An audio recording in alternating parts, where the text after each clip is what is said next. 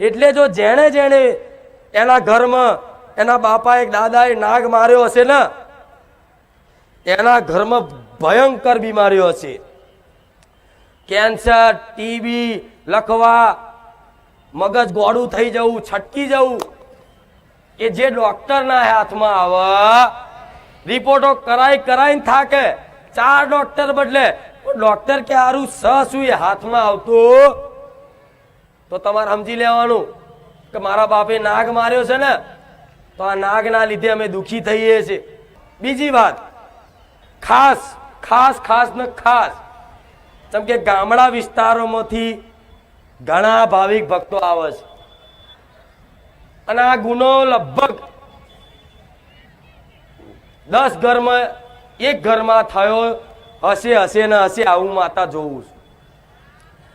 તમારી પેઢીમાં, તમારા ઘરમાં, તમારા પપ્પાએ, તમારા દાદાએ કે તમે જો નાગ, ગોગા મહારાજ, ફેણવાળા નાગદેવ એને જો માર્યા હોય તો સમજી લો તમે ગમે તેવી ભક્તિ કરવાની કોશિશ કરશો, ગમે તેટલા વ્યવહાર હાલશો, ગમે તેટલી તપસ્યા કરશો, પણ તમારી માતાની કૃપા કે મારી માતાની કૃપા ફળશે.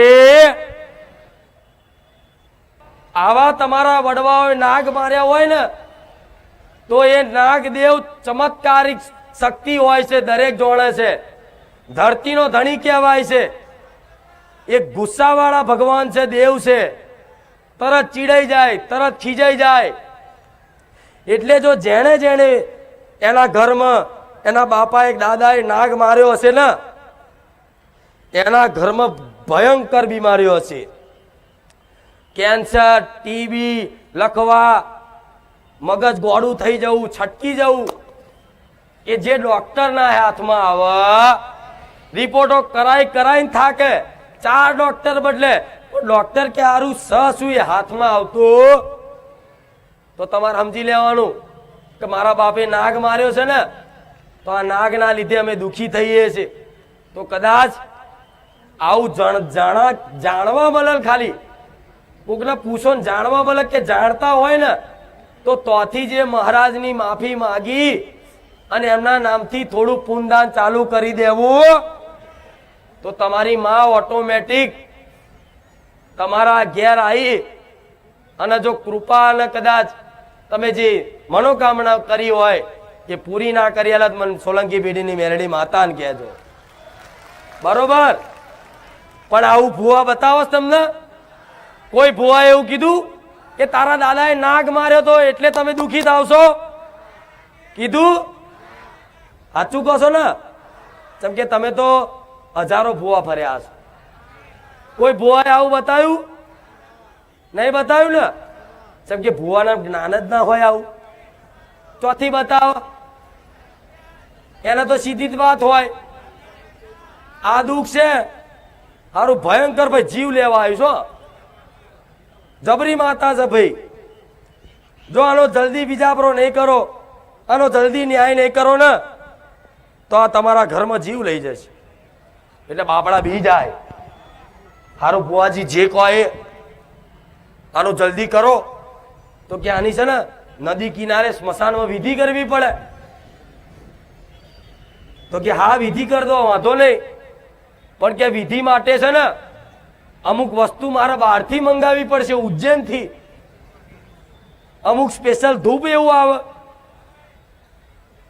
ફલાણી કલેજી લાવવી પડશે, ફલાણું ઢેકણું લાવવું પડશે, અને જાત જાતનું તમને બતાવે. અને ભૂવો જાય પૂજા પાવાળાની દુકાને અને 10 રૂપિયાનું ધૂપ લઈને આવે અને કે લો માણ મળ્યું કે 5000 રૂપિયાનું આવ્યું. આ તો નતું મળતું, આ તો એક ભાઈ જોડતી જ છે, ઉજ્જૈન થી મંગાવ્યું કે લો, અને તમે મૂર્ખાઓ આપી દો. હા લો તાર જે ધૂપ હોય એ કર દો, 5000 આલ્યા. પેલો વારી શીખવર શું વારી ભગવાન જોડે એને ખબર ના હોય, તમને ખબર ના હોય, અને 4 રસ્તે નારિયેળ મેલી અને 5000 કે 11000 લઈ અને સીધો ઘેર જતો રે. ઉપરથી તમારી કુળદેવી આમાં વધારે યાત્રા થાય છે કે દીકરાઓ દુઃખ છે ને તો વેઠી લો મારા ભરોસે, પણ આવા ભુવાઓ ઘરમાં ના ઘાલશો. કોઈ દાડે એમની એમની કુવાસીના પગલા ઘેર ના પાડ્યા હોય, એમની કોઈ બાળ હોય, એમની કોઈ ઘરની લક્ષ્મી હોય, એમની કોઈ વહુ આવી હોય નવી, એના કોઈ દાડો કંકુના પગલા ના પાડ્યા હોય, અને આજના મૂર્ખાઓ ભુવાના પગલા ઘરમાં પડાવે છે, જે અઠવાડિયાથી પગય ના ધોતો હોય. ઉપરથી તમારી માં ખીજાય કે દીકરા એના સગન એની વસ્તી નહીં લેતી અને તું પાછો એના સગન લેશે, પગલા પડાવસ. આ બધા ભુવા મારો વિરોધ કરે, પણ ભલે હું તો જે હોય કહીશ. અને ભુવા પાછા એવા પગ ઊંચા કરીને કે હાલ લો હેડો પગલા પાડ દઈએ. લાવો ભુવાજી તમારા પગ ધોવાસ, કોઈ મા બાપ ના ધોયા છે? એટલા મા બાપ ના પગ ધોઈ અને ખાલી એ ચરણા અમૃત પી લીધું હોય ને તો ગળા ભલ ભલા જન્મો જન્મના પાપ ધોવાઈ જાય. આવું બધું જ્ઞાન લેવું નહીં અને બસ કૃપા કર દો માતાજી, બધું આપી દો, નહીં મળે એમ ઓટા પેરા ના કરતા ખોટા. એટલા તમારા મા બાપ ના ચરણામૃત પીજો. અને ભુવા તો શું, એમને તો માન સન્માન મળે, પૈસા મળે, વાહ વાહ મળે એટલે હેડવાનું. પણ તમે બોલાવો ને તાર કોક આવો, ભુવાનો દોષ નહીં આમાં. તમને લાલચ છે ને, તમને ગરજ છે ને, તારે તમે આમંત્રણ કોક ના આલો છો, તારે તમારા ઘેર કોક આવે છે, એમાં ભુવાનો દોષ નહીં. પણ ગોડા બધું સમજ લેવી પડે. એક ના ઘેર જોવું ને તો પોસ ભુવાના તો પગલા હશે જ, અને પાછા એ પગલા વારી તિજોરી મેળ લે. એ ભુવન પૂછો તારી વસ્તી કોઈ દર તારા કંકુના પગલા પાડ્યા? પૂછ, જા પૂછી આવજો. કે તારા પરિવાર વાળા તારા કંકુના પગલા પાડ્યા? પૂછજે, જાઓ.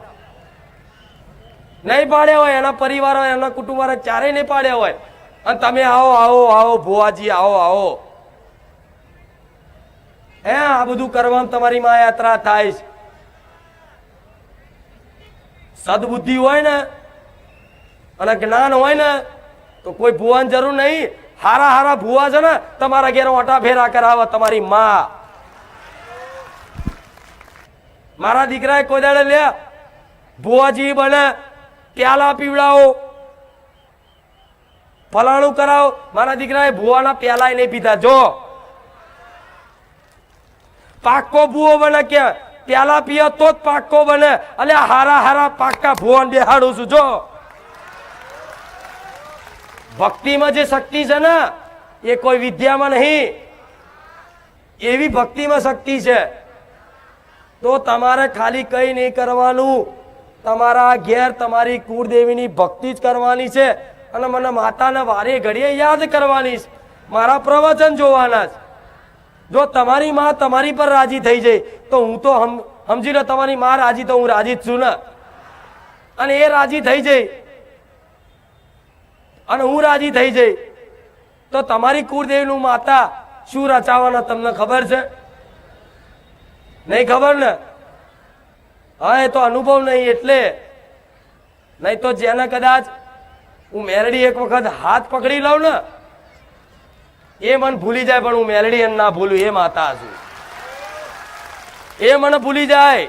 એ મને યાદ ના કરાવ તો હું યાદ કરાવું કે દીકરા હું તારી મેલડી આવી, હું ખુખાર મેલડી આવી, હું રોમ મેલડી આવી. થાય કે નહીં આવું? આ બધું પાલન કરવું પડે કે નહીં? પણ મારા દરેકના આજ કહેવું છે કે તમે આશા લઈને આવો છો તો મારે તમારી આશા પૂરી કરવી છે. પણ એટલું કદાચ તમારી એ આશા પૂરી કરવા માટે મારાથી થતી હોય એટલી બધી કોશિશ હરરોજ હોય છે, પણ થોડા તમારા જીવનમાં નીતિ નિયમ અને પરંપરા તમારા બાપ દાદાની થોડી તે જીવનમાં ટકાઈ રાખશો ને તો કદાચ તમે જે ધાર્યું નહીં એના કરતા અણધાર્યું આલું ને તો જ મન મેલડીને મોનજો. આમાં દીકરીઓ આવી જાય, દીકરાઓ આવી જાય, બધા આવી જાય.